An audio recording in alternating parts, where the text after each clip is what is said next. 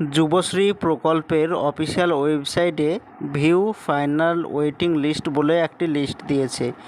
যারা যারা যুবশ্রী প্রকল্পতে আবেদন করেছিল তাদের লিস্ট চলে এসেছে। তো যুবশ্রী প্রকল্পের অফিসিয়াল ওয়েবসাইটে যুবশ্রী প্রকল্পের জন্য নিউ ওয়েটিং লিস্ট চলে এসেছে। তো এটা কিভাবে দেখবেন এবং এই প্রকল্প থেকে টাকা পাবেন কি পাবেন না বিস্তারিত জানতে ভিডিওটি সম্পূর্ণভাবে দেখতে থাকুন। আমাদের এই চ্যানেল থেকে অনলাইনের সব রকমের তথ্য সবার আগে দিয়ে থাকি। চ্যানেলটিকে সাবস্ক্রাইব করে পাশে থাকবেন যাতে ভিডিওগুলো আপনার কাছে পৌঁছে যায়। যুবশ্রী প্রকল্পের অফিসিয়াল ওয়েবসাইটে নিউ ফাইনাল ওয়েটিং লিস্ট বলে একটি লিস্ট দিয়েছে এবং এই লিস্টে আপনার নাম আছে কি নেই সেটি লিস্ট দেখতে আপনার মোবাইল অথবা কম্পিউটার দুটো থেকেই দেখতে পারবেন। এর জন্য আপনার মোবাইল অথবা কম্পিউটার থেকে যে কোনো একটি ব্রাউজার ওপেন করবেন, সার্চ অপশানে এসে লিখবেন এমপ্লয়মেন্ট ব্যাংক লিখে সার্চ করে দেবেন। এবার প্রথমে লেখা আছে এমপ্লয়মেন্ট ব্যাংক লেখা প্রথমে, তো এইটাতে ক্লিক করবেন।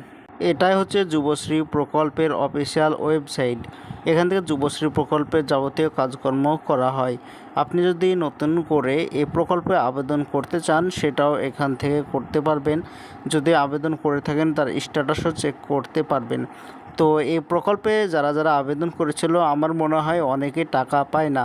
তো এই প্রকল্প থেকে ঘোষণা করেছিল যে প্রতি মাসে 1500 টাকা করে দেওয়া হবে, কিন্তু প্রায় অনেক লোকে টাকা পায় না। অনেকে আবেদন করেছিল, বেশিরভাগ মানুষ টাকা পায় না।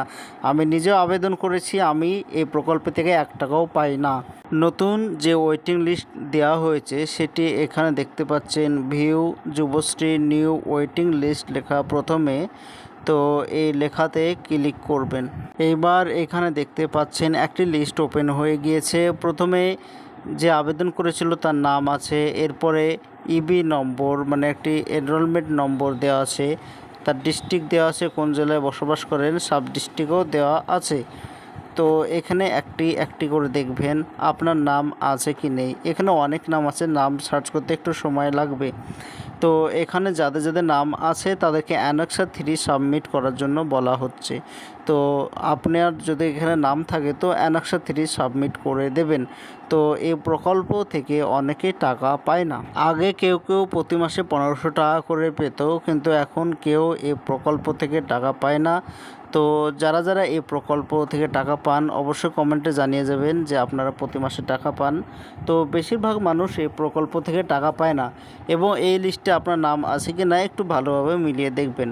তো এটাই ছিল আজকের জন্য ছোট্ট ভিডিও। এরকম নতুন নতুন ভিডিও আমরা এই চ্যানেল থেকে দিয়ে থাকি। চ্যানেলটিকে সাবস্ক্রাইব করে পাশে থাকবেন যাতে ভিডিওগুলো আপনার কাছে পৌঁছে যায়।